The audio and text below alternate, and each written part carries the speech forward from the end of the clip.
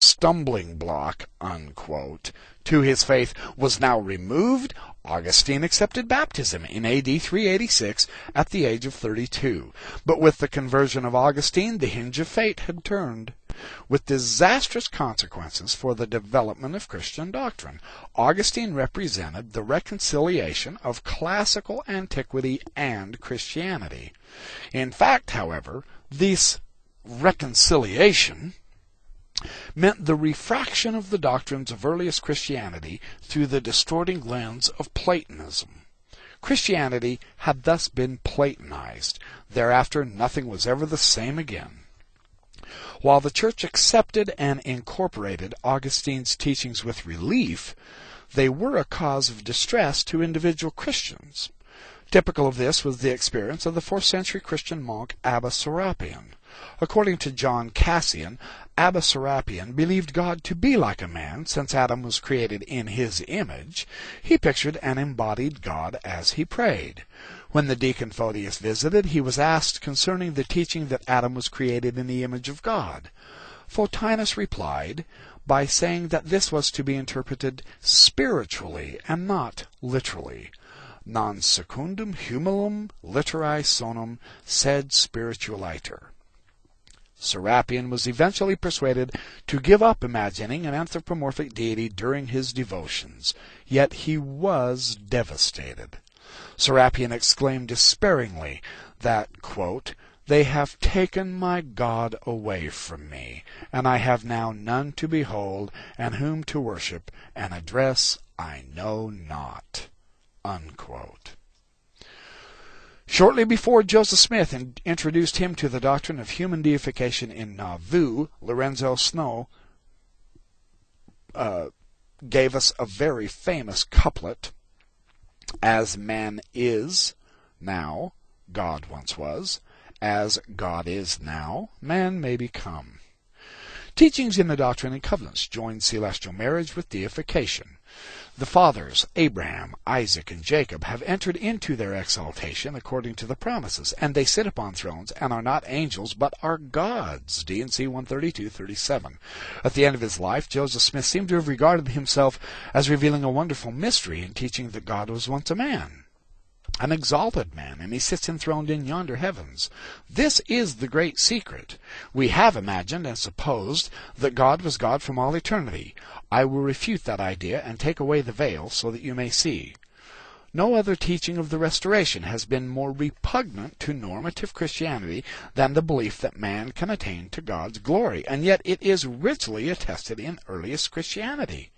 Christ himself taught his disciples in the Sermon on the Mount, "Be ye therefore perfect, even as your Father which is in heaven is perfect." Matthew 5:48.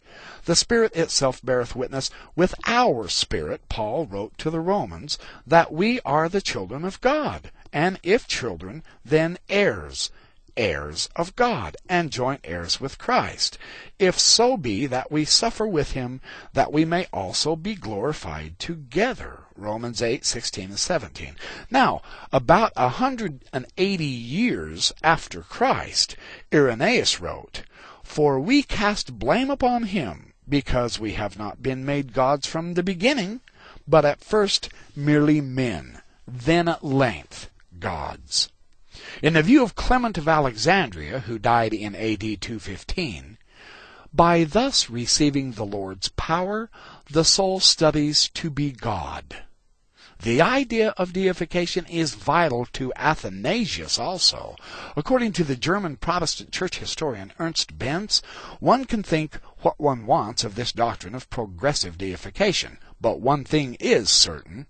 With this anthropology, Joseph Smith is closer to the view of man held by the ancient church than the precursors of the Augustinian doctrine of original sin were, who considered the thought of such a substantial connection between God and man as the heresy par excellence. That's kind of a remarkable little overview for my Trinity podcast series as far as that goes. What I want to get to is the non-LDS scholars Adele Brannon McCullum's article, "The First Vision, Revisioning Historical Experience." This is edited by Neil E. Lambert. This is the Literature of Belief out of the BYU Religious Studies Center from 1981.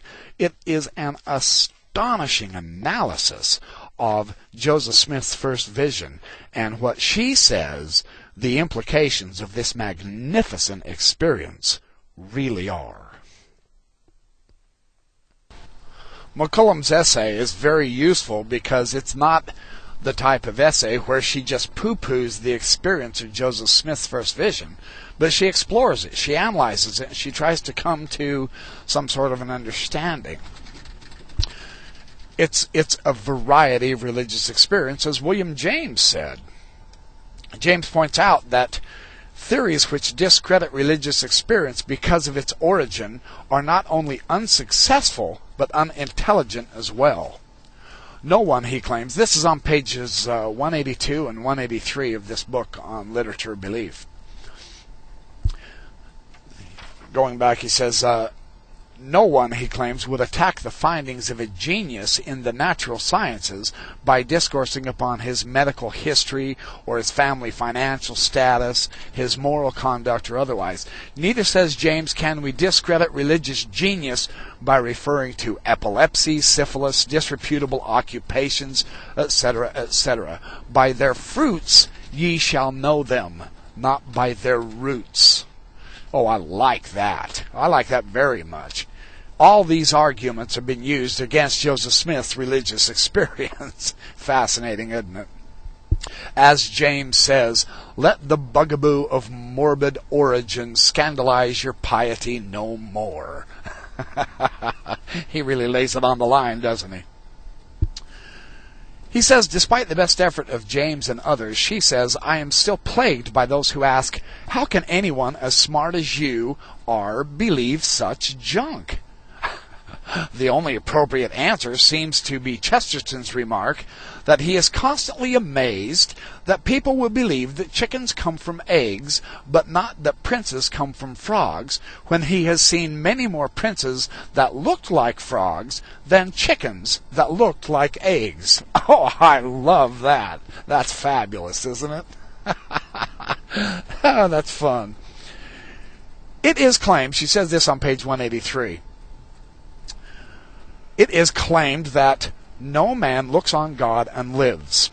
And to believe in the vision of Joseph Smith is to believe that one may have to look on God and yet live. And that risk is great, because no one will ever again live in the same way. To look upon God is to die to the old and become the new. And we are too comfortable with the old. Oh, that's powerful. The experience of the numinous, according to Rudolf Otto, changes our lives. Faith in his first vision of Joseph Smith as the manifestation of God in human history, as the first theophany of the new dispensation, is what makes the linear experience, the linear daily existence of the Mormon different from the daily existence of the non-believer. Events are not seen by the believer simply as strings of incidents to be gotten through in order to get on with the next event. In sacred history, each event, each encounter is endowed with meaning, because it is done in the recognition that human history is of vital importance, because it is through the dailiness of living that God draws near to man, confronts and challenges human life, and finally makes demands on human thinking and behavior. In fact, both Rabbinic Judaism and Mormonism agree that God is concerned about the small things of daily life: eating, traveling, take us home in safety, health, sex. History becomes a